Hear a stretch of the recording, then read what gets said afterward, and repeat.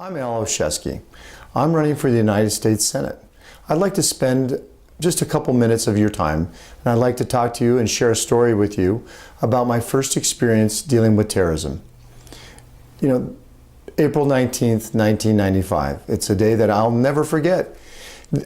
I was a surgeon in the United States Air Force. I was at an 800-bed level 1 trauma center, and I was in the middle of an operation when I received a phone call. And the phone call I received was, "Dr. Olszewski, you are to report immediately to the triage area." I had told the nurse, I can't leave. I'm in the middle of a case. I've got a patient wide open. And I was told, "No, Dr. Olszewski, this is not a drill. You have to leave right now."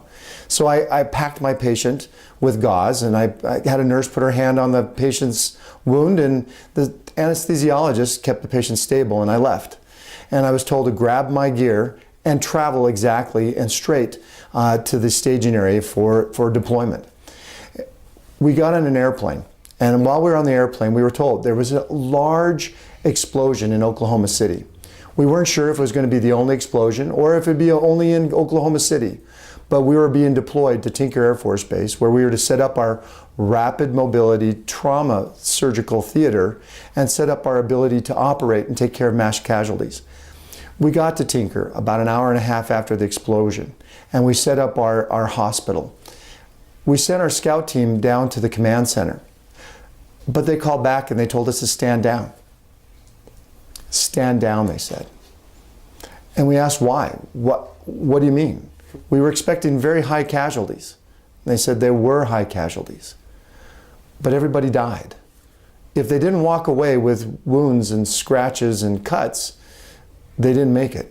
And in fact, 168 people died that day. 19 people, they were just preschoolers. And you know, they didn't die from an assault weapon, from a semi-automatic weapon, or a rifle, or a handgun. They were killed by diesel fuel and fertilizer. So I keep that to heart when we get into these arguments and these discussions, and we have tragedies just like what we had just most recently in Florida with the mass school shooting. People right now are trying to say it's all about the gun, and there are other people arguing it's not about the gun. And who's right? Well, through my experience as a physician and a surgeon and as a military trauma, rapid mobility surgeon, the truth is it's the person. It's not the weapon, it is the person.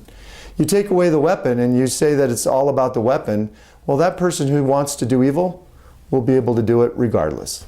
For more on this issue and on other issues and my stance on them, please go to my campaign website, alforsenate.us.